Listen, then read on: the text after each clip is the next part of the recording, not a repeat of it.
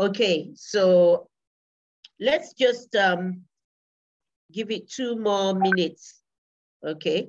In the meantime, maybe people can tell us where they're joining us from, or yeah, maybe people can introduce themselves, say where they're joining us from, so that by that time, Christine Oyaro,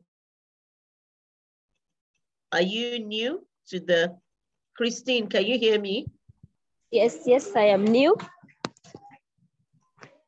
Hello.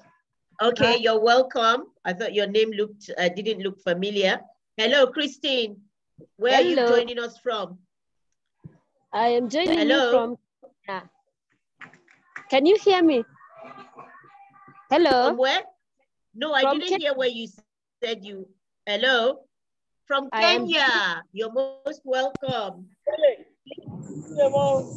From Nairobi? Okay,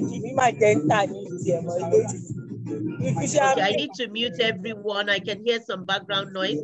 So thank you very much, Christine. You're most welcome from Kenya. I'm going to mute people because there's a lot of background noise. Right, if you want to talk, you need to unmute yourself, but I've muted everyone. Okay, Abdurrauf Oyekweju Nafisa, where you joining us from?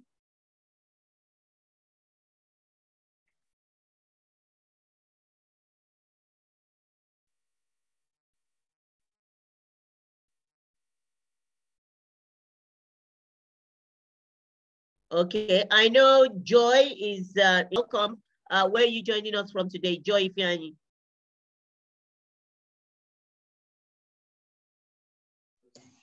Good evening. I'm joining from Lagos, Nigeria. Yeah, from Lagos. You're welcome. Thank you. Okay, Kenny Dave from Lagos. Who else is here? Okay, Femi from Abuja. Yes, I know. Oladapo Kayode from Ibadan. You're welcome. I know Mr. Smart is on his way to Ibadan. So you're most welcome. I think we've got enough people to start. We've got enough people to start now, so we can start. Over to you, Rasheedah. All right, thank you very much. I'm joining from Lagos. You're most welcome. Okay, so I'm going to mute everyone now so that we can hear Rasheedah. If you're not talking, let's. Okay. So I think I can start. Thank you everyone for joining us today. My name is Rasheedah Sadiq, and Ms. Fatima already did a very beautiful introduction. So today we want to talk about emotional intelligence, and I'm sure most of us have heard the term before. So we're going to be exploring that term. But before we go to what emotional intelligence is, I want us to talk about the term emotions themselves.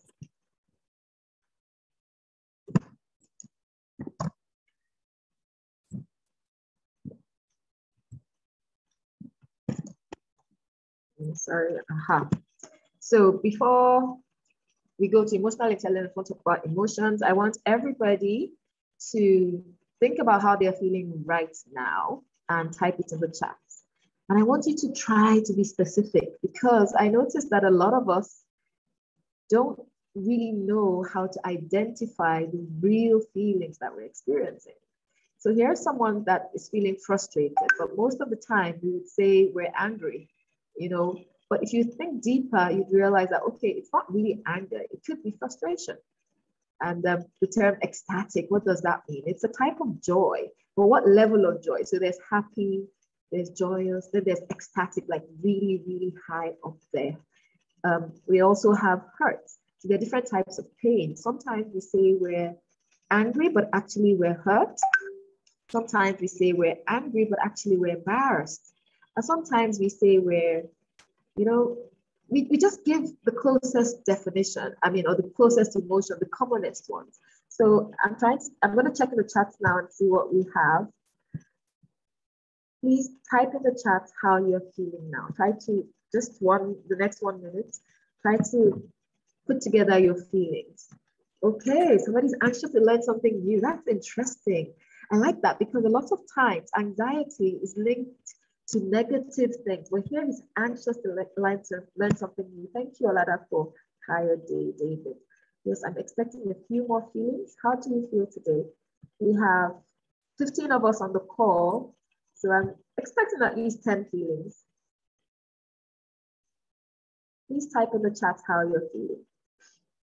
Let me type mine. I think, am I tired or exhausted or excited because I'm sharing this, or nervous? Because sometimes when you have a presentation, you could be nervous. Okay, somebody says, Dorcas is tired. I can imagine at the end of the day as a teacher, there's teacher tired. They say there's no tired like teacher tired. Yes, Dorcas. I'm waiting for a few more. Oh, still at work. I'm also still at work. It can be tiring. Yes, I'm waiting for a few more. Kenny, how are you feeling? I want you to type that feeling for me in the chat, as close as you can get. Sometimes we wouldn't want to share our true feelings, but just try to share as close as you can get. I'm waiting for a few more people. I've gotten 2 people, David and Dorcas. Anybody else like to share with us? Miss Fatima, I've not seen your feeling. How are you feeling today, Miss Fatima? Or right now, at the moment?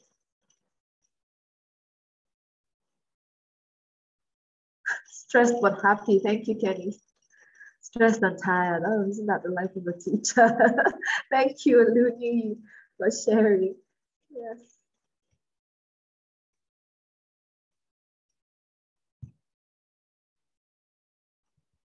Let's see. Thank you, Miss Fatima. Tired but happy. Stressed and tired. Stressed but happy. Okay, I think we have a good sense.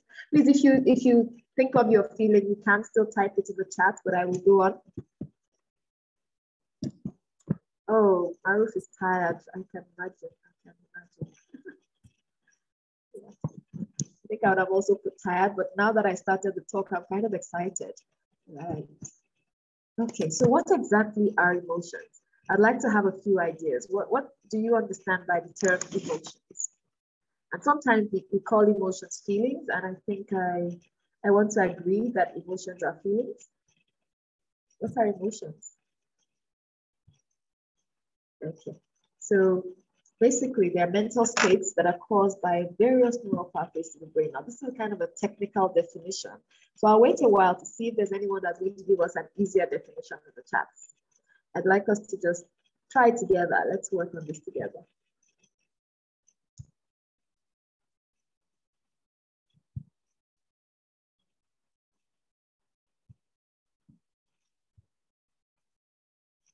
Welcome, Oluwatoyin. Hi, Aziz.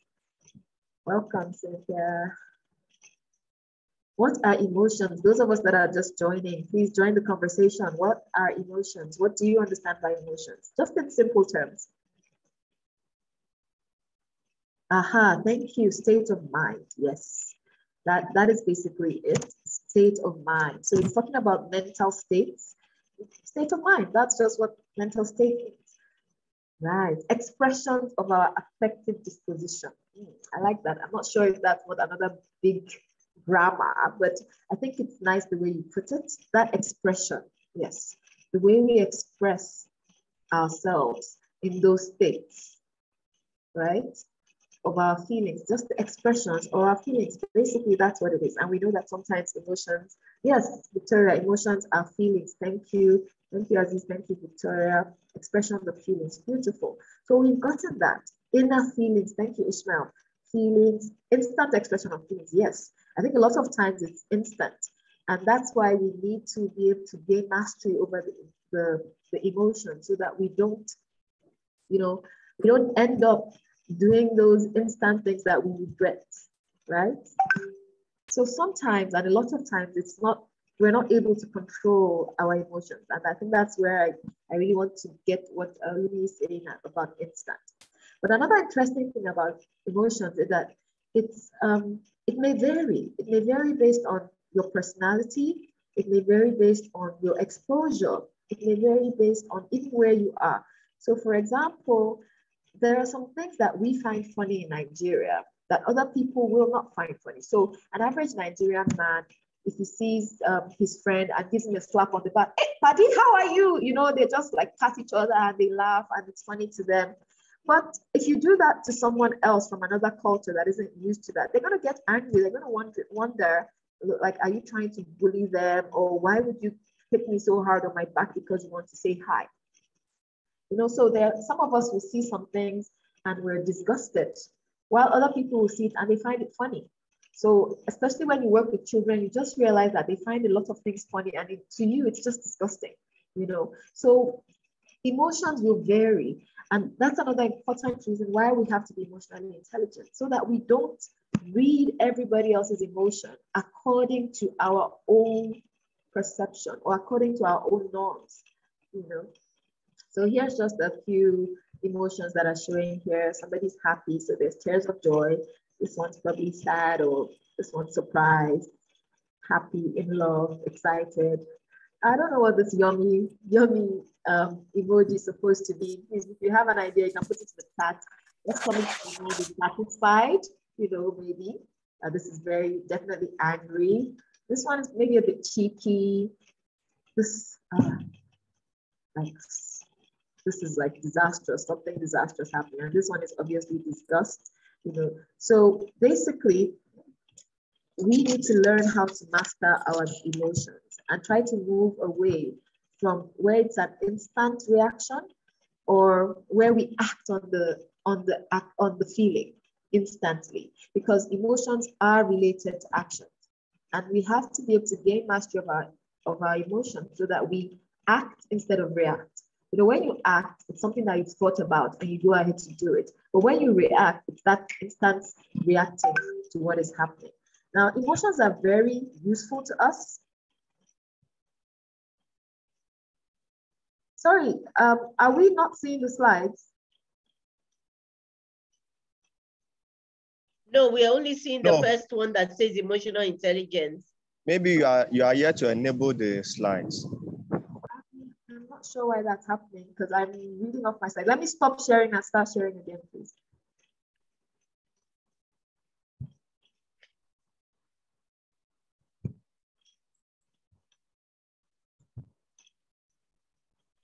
Okay, so what are we seeing now, please? What are emotions? That's what you're showing us now. What are emotions? Sorry, I thought we were seeing the slides. Okay, so this is just basically it. This was the second slide. Can we see the second slide? Yes. Okay, so this is the third slide, and this is where I stopped. So I just talked about the fact that emotions may vary depending on your own personality or your own experiences. And we've all talked about what they are. They're the state of the mind, the mental state, our feelings, our reaction to our experience, which might be positive or negative. Yes, thank you, Oladele. So emotions can give us positive or negative reactions. And emotions can also be positive or negative. So we have the happy ones and the sad ones, you know, depending on how you want to look at it. But one thing I believe is that emotions tell us something. When you're feeling sad, you need to start asking yourself questions. Why am I sad? Do I have the right to be sad? Is it okay to be sad? When you're happy, why am I happy? What did I do to be happy? What can I do to keep being happy? Is it okay to be happy? Am I grateful for my joy? You need to start asking yourself questions. So now we go straight to what exactly is emotional intelligence. So emotional intelligence is sometimes known as EQ, and it's basically the ability to understand, very important, understand and manage one's emotions. So a lot of times we have a lot of emotions, but we don't even understand what we're feeling. We just know we're having these feelings and we don't understand why.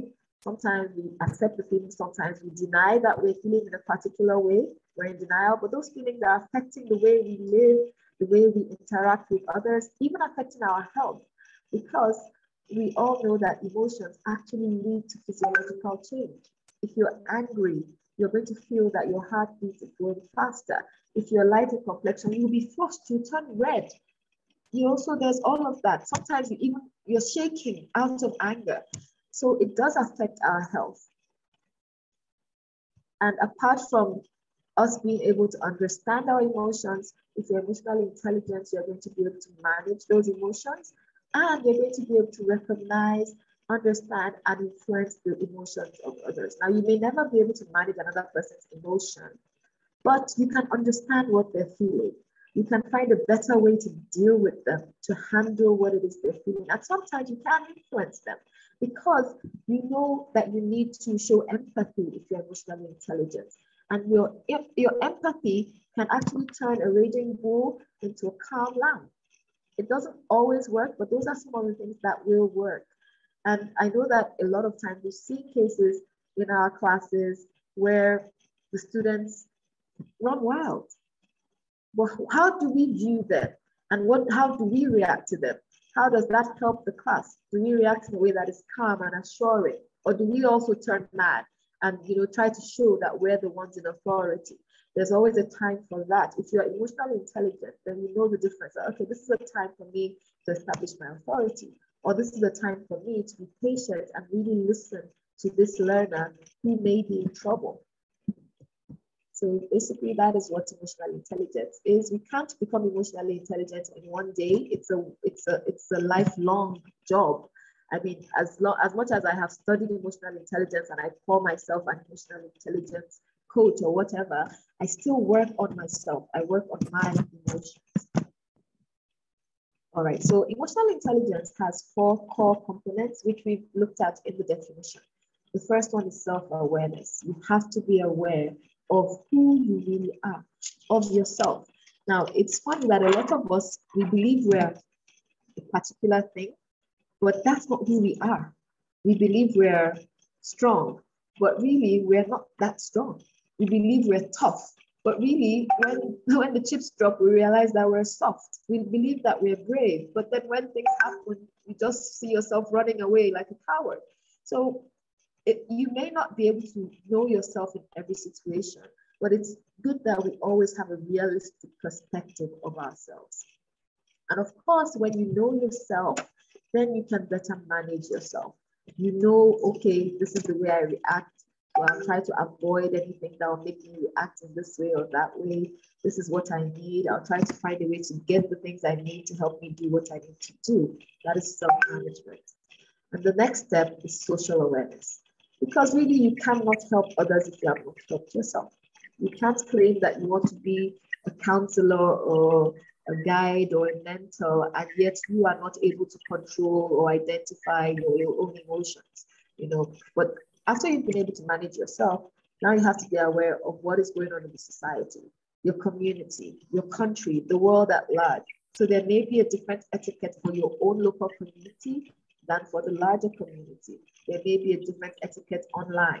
There may be a different etiquette if you travel to the US, if you travel to China. So the Chinese don't really, well, things are changing, of course, but as part of their culture, it's respectful to bow.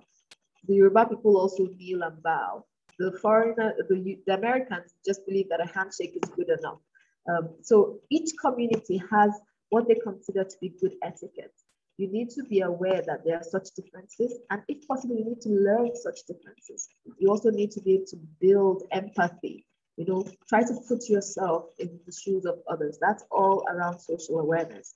And then, of course, relationship management. When you're aware of the behaviors of those around you, of their peculiarities, then you better know how to relate with them. So let me use a common example of a husband and wife. If you know that your husband will be upset or angry if he has not eaten, you're not going to nag him if you haven't given him dinner or lunch, or if he hasn't had his dinner or lunch, like however you do in your own family. If you know that your boss is always grumpy early in the morning, after saying good morning, you just go to your class. Don't come and start making requests because they're not likely to be answered.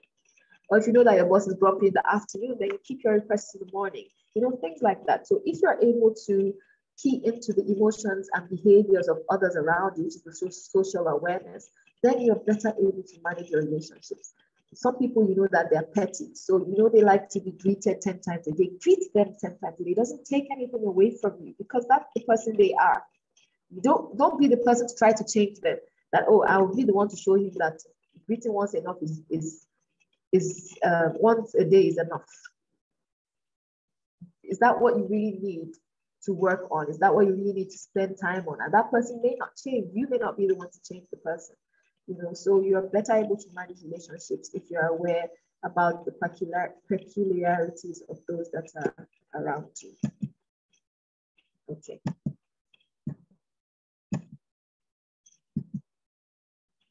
So why do we need to be emotionally intelligent as teachers? It will help us to meet the individual needs of our learners. So we have average class size of 20. Some of us have 100 in our classrooms. If we're emotionally intelligent, then we know and recognize that each child is different. Each child has their temperament, and we try to accommodate for this. I'm not talking about possibly allowing things that are, lawlessness or unruliness, but you know that, oh, this child is not a morning person. You can understand. You will encourage the person to be active, but you can understand if that child is not so active. Or you know that this child doesn't work well after break time because he's tired. You can understand, and you can help you to plan the type of activities that you will give the child. So you can give activities that will wake the child up, their activities for calming down. So if the child is too excited after break time, you plan your lessons, or the children are too excited, you plan your lessons in a way that you're giving calming activities like painting and coloring after break time. And probably not mathematics that needs a lot of concentration right off the bat. And then you're able to address the needs of the individual learner, like I said. It also helps us in classroom management generally. You know the behaviors of your learners. You are aware. You're not just coming in and, oh, you are the boss and anything I say goes. You allow them some leeway because they are also important and their feelings are also important. Then also, if you're emotionally intelligent, you can better manage the pressure of the job. Teaching is a high pressure job. And you will meet a lot of people. You will meet parents that are irate. You will meet supervisors and administrators and bosses that want you to do things that are impossible. But as a teacher that is emotionally intelligent, you're not going to spark off at your boss and say, hey, have you ever taught before? You're telling me to do all these things that you cannot. You won't talk that way to the boss if you're emotionally intelligent. You know how to rather either put forward your concerns to the boss in a manner that will be convincing. You won't be confrontational. But if you don't have emotional intelligence, you'll be the one to rather decide, when I don't do it, then they will know that it's something that is impossible. Or when I shout on him, then he'll know that he can't mess with me. Because I'm a teacher, doesn't mean that he can mess with me. That's not the ideal way to get things done. So emotional intelligence is not necessarily about keeping quiet if you're being oppressed or if you're under too much pressure. It's more about knowing the correct way to go about addressing the problems. Another importance of emotional intelligence, it just helps us to deal with the myriad of people we encounter every day. And as a teacher, you're meeting the students, you're meeting their parents, you're meeting your bosses, you're meeting government officials that are coming to inspect the school. Sometimes they come to inspect and they see invisible faults. As an emotionally intelligent person, you are better capable of handling such people with wisdom rather than aggravating them more, because they want you to fall into a pit. Some people are there digging that pit, waiting for you to fall in. And if you allow yourself to let loose on your emotions, then you've just headed headlong into the pit.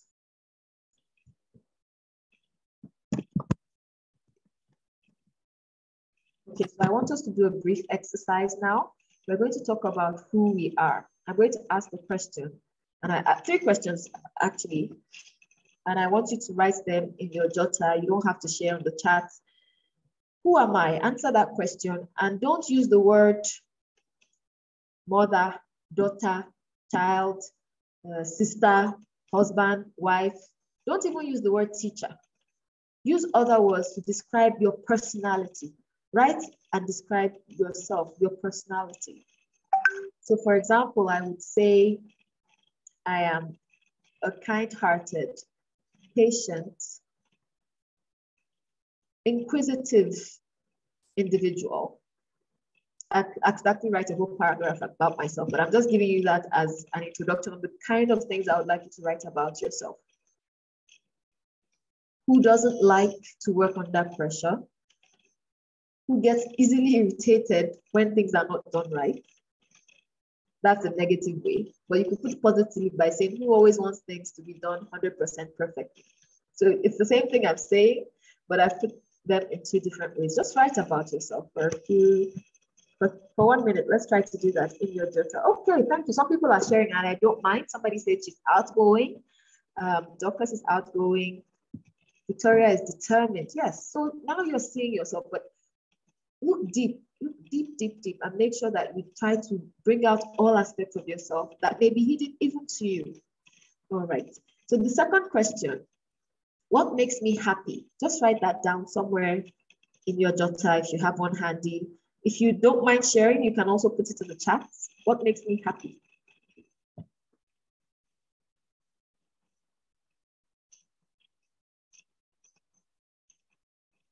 The third question, what makes me sad?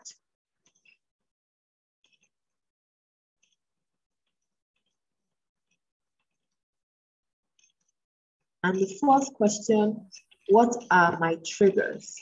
What are my triggers? So what exactly is a trigger? A trigger is something, okay, Victoria gets happy when her students have outperformed themselves, when they do well. Awesome. Yes. Issa Abubakar says, helping others makes me happy. Yes, good. Good that you're identifying these things. So you can now take time to wonder later on, how often do I do those things that make me happy? So I want to share a short story.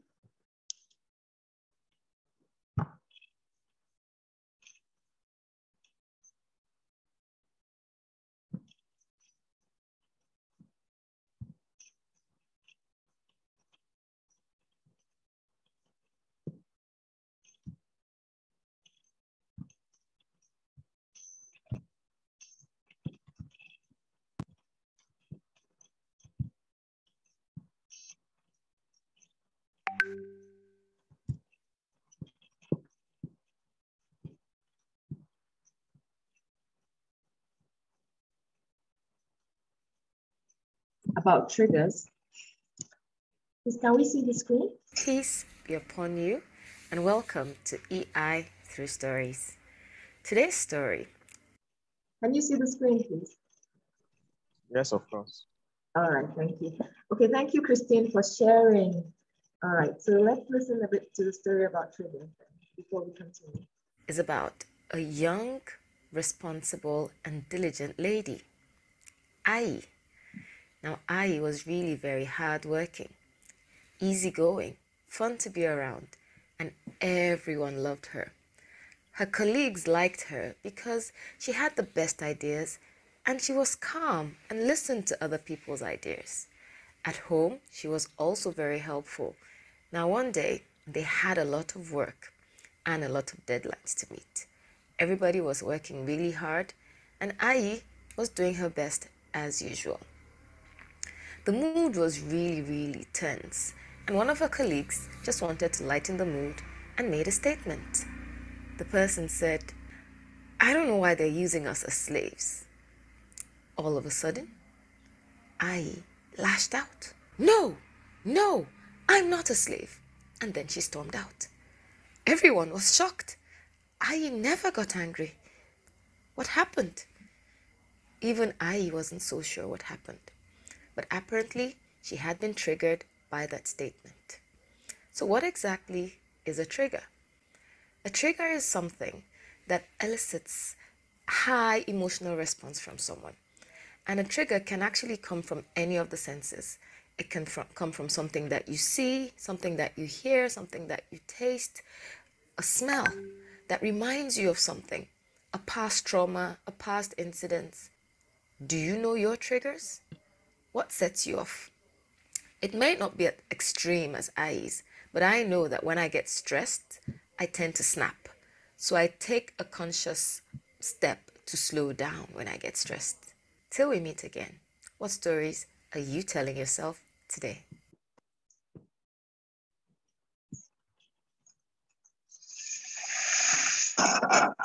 Wait! Did you download Grammarly? Sorry. Come on, man. Everyone's using it. If you want to ace this paper, then how to build rapport with students.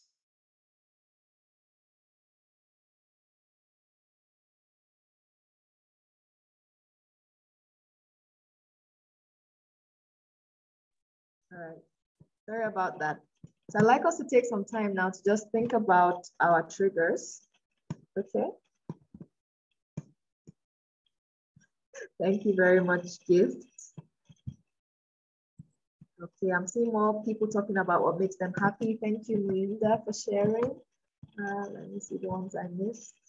Thank you, Nafisa, for sharing. When the students are responding positively, yes, that does make us happy.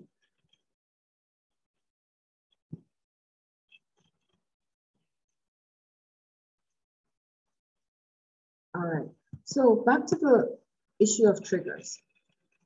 We need to be able to understand our own triggers. And we also need to be able to make allowances for people's triggers. Now, I was triggered by something and she just yelled at her colleague, who would have definitely been very surprised because to him, he didn't do anything wrong. Was there anyone here who thinks he did something wrong?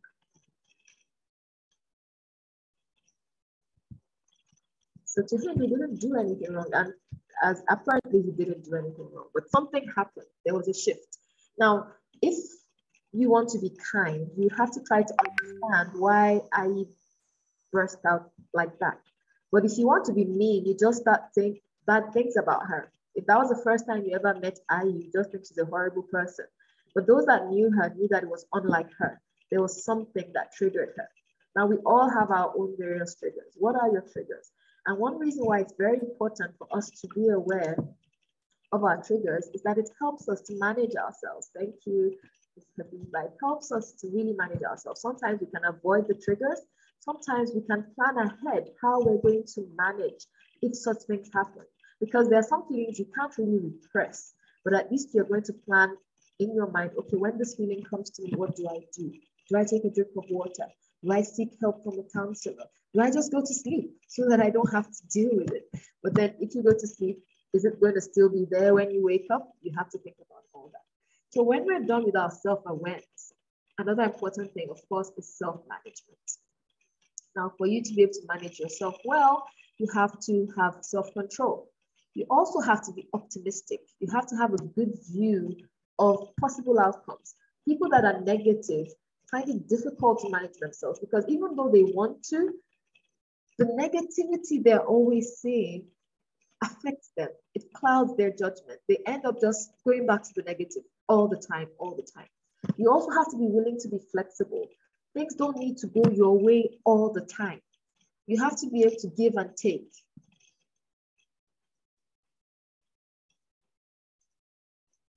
Another important part of self-management is that you have to be achievement-oriented. You have to be able to take the initiative.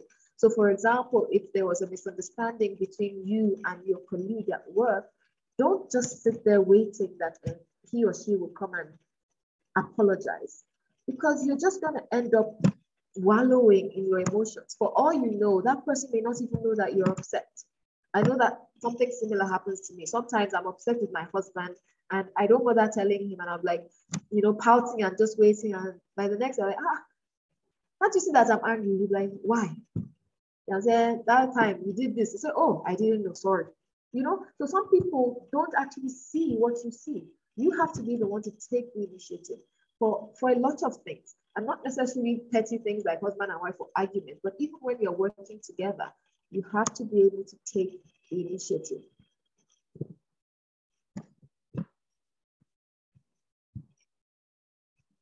Okay, so somebody's telling me about her own triggers. She said, Aurelia says that she's easily triggered when people don't show appreciation or when people belittle them. And that's true. I think especially for the belittling, I also dislike disrespect and people trying to put me down. But sometimes you have to look at it so that you are not triggered. Try to give excuses for that person, or try to just see that, is it that the person doesn't appreciate? Were they taught to appreciate?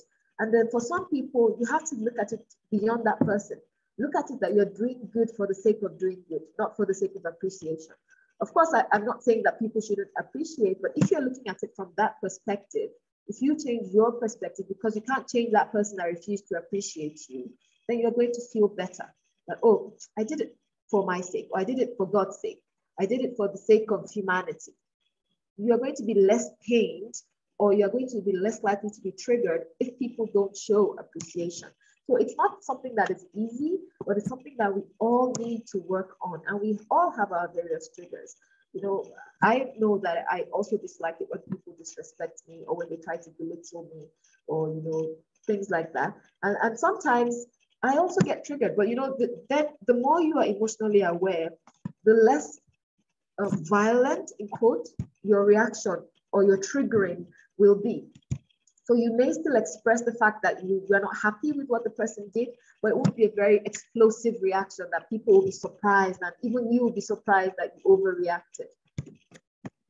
All right, so here I want to share some toolkits that we can use to manage ourselves. And I know that the time is going, but I think this is a good one. Even if you don't get past this slide, I think you would have achieved a lot in today's training. So let's all take out, I hope we do have our writing materials. We're going to write our SWOTs. And I think a lot of us would have done this before. Even with our current mentorship program, there's a slot for writing your SWOT. So what are your strengths? Just take a piece of paper and write one strength, one weakness. Let's start with that. One strength and one weakness. O is for opportunity, and T is for threats. But for today, I don't think we'll really look into that. But one strength and one weakness. A lot of people are not able to identify their weaknesses. And I think that in itself is a weakness. That means you don't know yourself enough. You're not self-aware. If you're self-aware, then you will know your weakness. Now, this is something that if you're not comfortable sharing, it's fine, but you need to write it down for yourself. Ideally, if this was a full session, you'd have to write at least 3. But for time's sake, just try to identify one strength. And I think even at the last talk we did about the power in you, for those of us that were there, we also talked about identifying strengths and weaknesses. And we know that we maximize our strengths, and we can turn our weaknesses to strengths sometimes. Right. The second part of the toolkit, something I want us to do with our friends and family, is called a character inventory.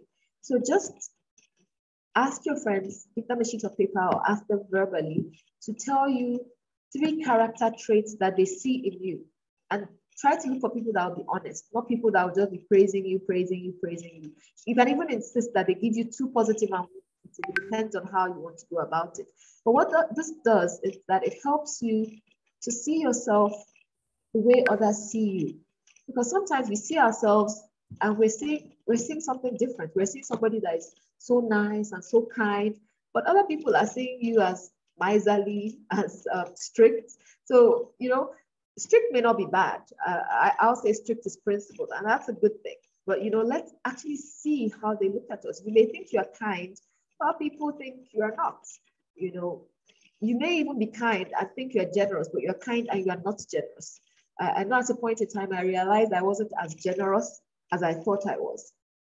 And I think I'm grateful that I'm a relatively kind person. I've always been kind growing up, and I was lucky to be groomed by kind people. So that's been really very intentional for me all the while. And I used to believe that kindness and generosity went hand in hand until I met a friend that was really generous. And that was when I understood the meaning of generosity. My friend would feed her security guards, feed the people that have kiosks in her area. Like, she just cook food and tell them to take to everyone in the area. And I'm like, oh, wow, I'm not as generous as I thought I was.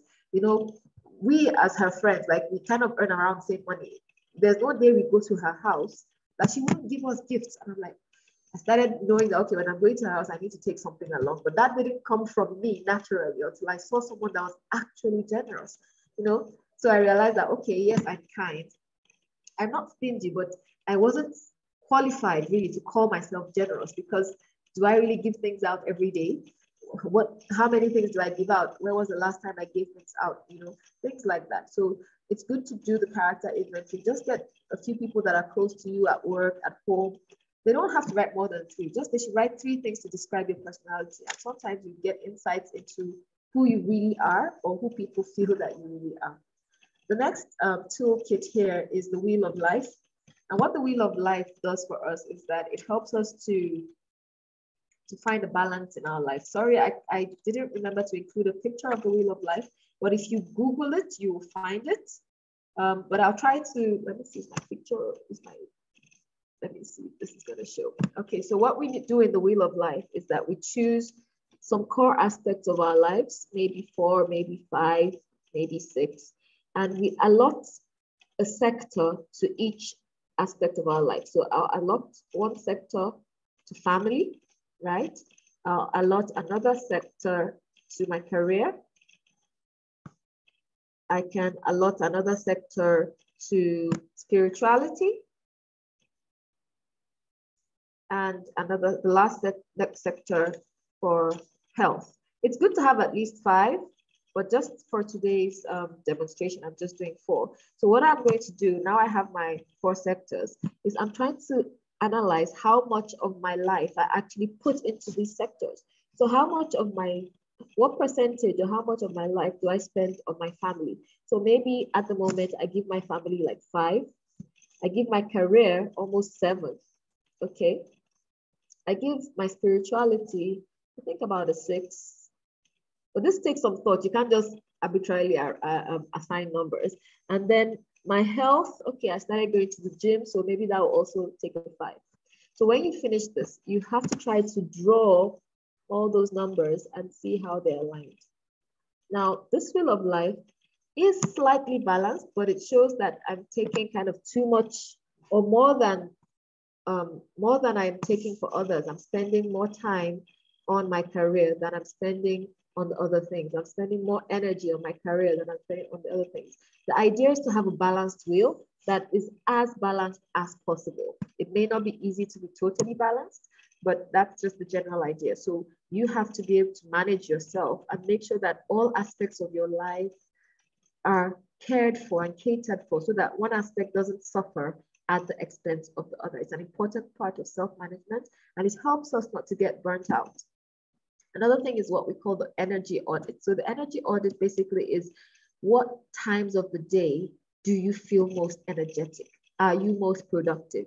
Or what happens to make you energetic and productive? So some people are able to categorize themselves into a morning person, afternoon person, night person, but some people it doesn't really work according to time of day. Some people, it's whenever I wake up, I'm very active. So people like that can take naps during the day to make sure that they have 2 peak active periods. That's a way that once you're able to audit your energy, then you know how best to apply yourself, or you know when to fix your most important meetings or your most important tasks. For some people, it's when they eat that they have more energy. While some other people, once they eat, they start to feel sleepy. So if you know yourself, you know that once I eat my pounded yam, I can't work. I need to just do some light work or even take a stroll. If not, I'm going to sleep off. But some people, when they eat that pounded yam, that's when, yes, they have the energy to do all the work that they want to do. So you need to audit your energy. When do you have the highest energy? When are you most productive? Then you need to also look at your mindset. What type of mindset do you have? Do you have a growth mindset or a fixed mindset? This is very, very important in managing yourself, because if you have a fixed mindset, no matter what we tell you, no matter what strength you discover, no matter what weakness you find, you already believe that I can't change, I can't grow, I'm just going to be here. I was meant to be here, I can never improve, and you use that to negatively impact others. You are not able to grow even in emotional intelligence because you just believe that everything was fixed, and you tend to be relatively pessimistic. So check your mindset and try to change it if you need to. And here, another important tool is journaling. So journaling does something for us in that it helps us to identify trends in our lives. If you're someone that has a diary or you keep a regular journal, if you look back over the past 1 week, you can identify, oh, it seems that every morning I used to fight with my husband in the first week of December. Maybe it's because that's the time I paid for something. Or towards the end of the month, I'm always having problems. Then you realize that, oh, my triggers are when my salary is almost done, or things like that. You just get to discover a lot about yourself, and you can try to figure out ways to manage yourself if you're keeping a journal regularly. You can even decide to keep a journal about a particular aspect of your life. You can keep an emotions journal. You can keep a productivity journal. You can keep a health journal, any type of journal. You can even keep a romance journal. Like, okay, what are the days that we are most romantic? It depends on what aspect of your life you want to focus on. What are the days that you are feeling closest bond to God? What are the days you're able to spend more time in your spiritual affairs? You're keeping a track of this, and sometimes you notice a pattern, and you can either decide to change that pattern, or you can use that pattern to help you to achieve your goals easier and faster. Okay, so Oladapo says one of his strengths is to complete any given assignment, and his weakness is that he's too patient. I'm not sure being too patient is a weakness.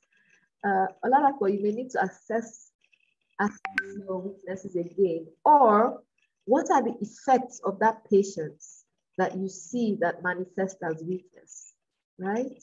So, but I'm happy that you are able to look at it. Very good one.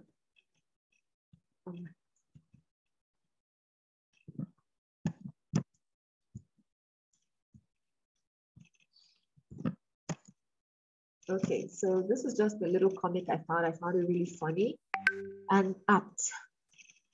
The guy went to see I don't know if he's a counselor or a therapist or a psychiatrist, and he says to him, I want greater self-awareness, but can I continue to be unaware of my bad qualities?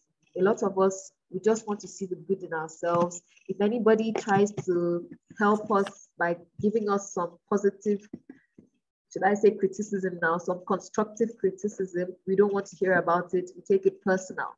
You know, it doesn't work that way. It's either you are aware of everything about yourself, good and bad, or you're just not aware enough. You need to know yourself truly, who you really are. So the next thing I want us to look at is things that we can use in the classroom to help us to get socially aware about our learners.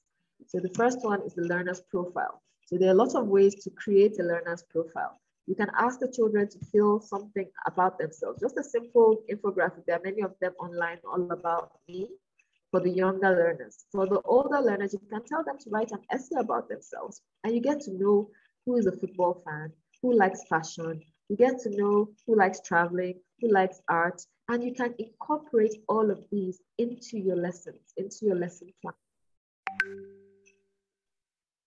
You can use history from the parents. Parents come on open day, they discuss with you. You can jot all of these down to try to be able to better attend to the needs of the child. Another important thing that we don't usually do, and sometimes we don't find it easy to do, but I think it's very important, is to keep anecdotal records. So when the learners do things in your class that are not the norm, or that either not the norm for that child or not the norm for the society, it's good you put it down. Because sometimes it will give you a picture into the life of that child. I mean, if you notice that this child is always grumpy in the morning, is it that they don't give the child food before the child comes to work? If you notice that the child is always grumpy at a particular time, sometimes you find out that that's the time that the child's mother or father is on night duty. They didn't see their father in the morning before they came to school. Okay, sorry, Emmanuel. I tried to mention it, but I didn't write it in the slides. I'm sorry about that. Thank you, Habiba. SWOT means strength, weakness, opportunity, and threats. So anecdotal records just means writing things that happen. So you can just get a small notebook.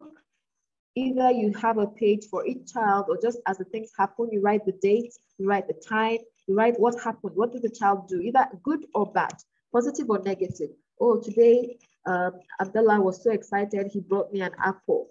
Just write the time and the date down. Today, Abdullah was really mean to all his classmates. He fought with 5 people. Write the date and the time.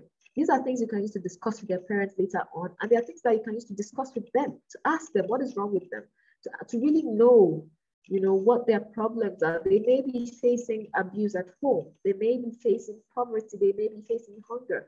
And there may be things that you can help with. Sometimes you just need to give them a good word. Some children don't need more than that. They don't need more than a hug. Some children just need a hug. Some, depending on where you are, you may have issues with physical contact with your learners. It doesn't have to be a hug. It can just be a talk. It can be a smile. Your smile can make the day of a child that is really having problems at home. Another good thing or good tool for learning more about the learners is circle time or class meetings. So some people have circle time every morning and the children get to share about themselves. And sometimes they even overshare, but it gives you an insight into the child. It helps you to understand the child.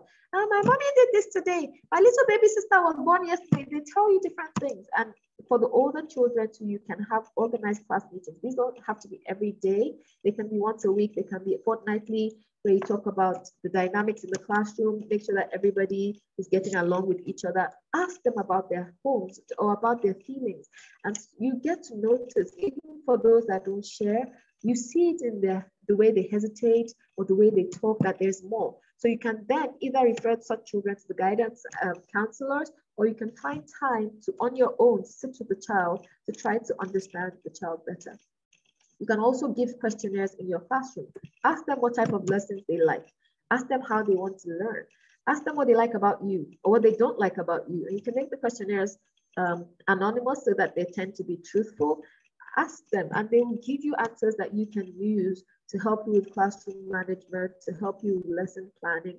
You can also give them suggestion slips so they can suggest activities for you. They can suggest what they want to do. And it's important that we try to take into consideration their suggestions. Give them some level of independence. Helps. Now, for really important problems, you may need to do a needs analysis. That's a bit more technical, but these are some of the ways that you can actually find out more about the emotions, the behaviors, the things that drive your learners, and which will really help you to become a better teacher. Because there's this very popular saying that they may never remember what you taught them, but they will remember how you made them feel. They may never remember the exact words you said to them, but they will remember how you made them feel. So, coming to an end, try to become as emotionally intelligent as possible. Learn about yourself. Learn about your learners. Learn about co-teachers, colleagues, even parents, just general behavior. There are many tools that we can use to help ourselves in relationship management and in personal management. I did share some of the ones for self-management already. I'm not really going to share the ones for social management, but it's important to have these three things. Try to build rapport with anybody you're in contact with. Show interest, true, genuine interest. Don't say, tell me about yourself, and then you're busy marking or busy doing something else. You have to show the child or the learner or the individual that you are paying attention, right? Then you really listen. Listen to understand, listen. Don't listen to respond, because some of us are just listening, and as we're listening, we're not even listening fully. We're just, okay, let me see, what will I tell this child in response? Or what will I tell this my colleague in response? How will I defend myself? Don't listen to be defensive. Listen to really understand. So you don't have to agree with somebody else's perspective, but when you understand it, then you can agree to disagree and you can work well together. Then always try to explain your motives, especially to your learners. A lot of times, and I know I do this once in a while, when my children say, Mommy, why? I say, because I said so. That is not ideal. If you explain to your learners, then they can understand, even if they don't also agree with whatever it is that you've decided, they can understand why you decided it. Then be real, be yourself, be genuine with whoever it is you're interacting with, be it your students, be it the parents, be it other teachers. Don't try to, I don't know, I'm not sure what word to use. The word that comes to mind is is a Nigerian term, slang that says form. Don't try to form, like fake it. Don't try to pretend. Don't pretend. Don't be who you're not. So some of us, I mean, I am an advocate for speaking very good English. So it's good to speak with a good accent, but you don't have to bend over backwards to speak through your nose if that's not who you are, if you've not been able to get to that level. Some of us, we walk with airs because we want people to appreciate us, but it doesn't really help. It helps to alienate people from you if you try to behave as if you're better than them or you're bigger than them just because you're the teacher, or just because you're educated and they're not, or just because you're rich and they're not. Another important thing to build rapport is to use humor. There's nothing wrong with a little laughter in the classroom. And of course, you have to be patient. I think that's a big, big bonus of if you're truly emotionally intelligent, you find yourself being more patient. And that's why when someone said he was too patient, I'm not sure there's Is anything like too patient? Maybe it's more about the actions or inactions that you have, not really about the patience. Another important thing is that you should respect everyone. Please, let's try to respect our learners, because in as much as we may be the teachers or we may be older, respect is reciprocal. So let's try to show them some respect. Let's try to give information. And like I did talk about explaining your motives, explain things. Don't always try to just make them swallow things. Then listen to them and value their own opinions. A lot of times we get good lessons from our learners, even from the youngest children. When they give their ideas, you see things that you never thought of, even in your questions, in whatever you're teaching. So a lot of times when I ask, can you share this? They share things that, oh, wasn't even in my slide, wasn't one of the things that I thought of, and it's really valid. Also try to ask permission. I think that's something I learned later on. Even really young children, don't take them by surprise. You may think you're helping them, but if you want to help a child, for example, to clean his or her nose, please, may I clean your nose? Or tell the child, I want to help you clean your nose now. So that the child is not just taken aback and you're just wiping the nose, or, you know, should I help you put on your shoes? Don't just imagine that the child is not capable and say, come here, bring your shoe. Because you are then robbing that child of his or her independence. For those of us that use the Montessori method, we know that we're big on allowing the children to do things by themselves. But in a case where you need to help them, you need to do things for them, ask for their permission. Sometimes they would willingly say yes and they'll be happy. Some of them will say no, and you leave them to try it on their own. Please avoid negative talk. Now, a lot of us as adults, the reason that we doubt ourselves, the reason that we have low esteem, low self-esteem, is because when we were younger, there was a lot of negative talk around us. People would tell us, you don't know anything, you are too lazy, you are foolish, you are this, you are that. And we started internalizing this. And if we use negative talk with our children, with our learners, we're going to be doing the same to them. We're going to be harming their psyche, their feelings. So some of us will see a child crying, what happened? My sweet fell down. Like, why you're crying? You shouldn't do that. Because why you don't understand the fact that dropping a sweet will make a child weep so much. And sometimes it's not even about, come and take another sweet. It's not about the second sweet. It's not about, you don't understand the feeling. Just respect the feeling. Try to make the child feel better. If offering another sweet will help, also do that. But don't make their own initial feeling, don't invalidate their feeling. Please validate everybody's feeling. And lastly, please, let's be mindful. Let's appreciate what we have. Appreciate ourselves, appreciate our jobs, appreciate our environment. Let's take time to be still. You know, so being still, we're always very busy as teachers. We're either planning, marking, doing this, preparing. Let's take time once in a while to just go for a stroll, to just have some fresh air, just sit by the park, sit in the garden and clean our mind. You know, just clean your mind just means that we are not thinking about school. And I know it's not easy. Some of us sleep and we dream of our students. You know, you're on the dining table and you're thinking about your instructional material that you want to use tomorrow. But once in a while, we need to really, really try to clear our minds. Oh, EI means emotional intelligence. That was in the first slide. Sorry, Emmanuel. I will try to make sure I put all my words in full. Thank you, Oladapo, for helping me with that response. So with that, we've come to the end of today's session, but I have two quotes that I want to share. The first one says, the conscious mind determines the actions. The unconscious mind determines the reactions. And the reactions are just as important as the actions. So we have to try to take control of our emotions, to try to understand our unconscious and our subconscious so that we don't react out of turn, because our reactions are really as important. And sometimes it's not easy to go back to say, I'm sorry, because you can say sorry, but you can't erase the pain that you've caused. The last quote, if we learn to open our hearts, anyone, including the people who drive us crazy, can be our teacher. That is what I use to keep myself grounded in emotional intelligence. When somebody wants to run me mad, I just think to myself, okay, what can I learn from this incident that has happened? This is a lesson that is coming to me. What is the lesson in it for me? Let me not overreact. Let me not get angry. Let me not explode. But let me try to pick the lesson in case of a subsequent time when something similar would happen. So let's open our hearts to receive all the learning, no matter the form it may come in, even if it's an apparently negative form. right. Thank you, Sunday. Thank you, Balls. And with that, I would like to say thank you again. If you have any questions, I know we're out of time. So if you have to leave, we understand. Ms. Fatima, over to you. Oh, well, thank you so much, Rasheedah. That was really, really deep, I must say. Got me thinking, analyzing myself, thinking about the way we do things and how we do things. It's been very enlightening. Thank you so much. But the thing that I kept on thinking of is the big cultural norms that we have, and how we can, I mean, just dealing with one person at a time. We can't change the whole Nigerian culture or the way we do things.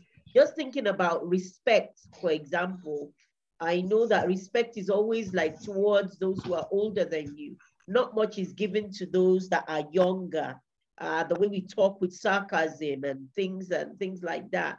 There is so much that we need to, I suppose we could just be good role models and show that we don't all have to follow the way we were brought up, or the way, once we see the better way, we should try to move towards the right way of doing things. But it's a big ask, you know, in this.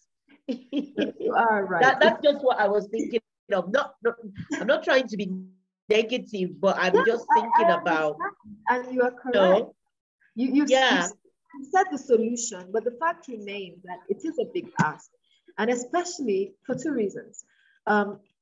First, there will be a set of people that will not understand why they need to respect younger people, because they were not respected when they were young and they grew up well, and that's the status quo. In short, if you start showing them too much respect, they may be rude to you. That's what's wrong with the reporting. So people start thinking in that light. Then there's another set of people that want to show respect to the children. They want to show respect to everybody, but because of the way they were brought up, you find yourself reverting back, especially in stressful situations. Absolutely. You know, and it's almost normal.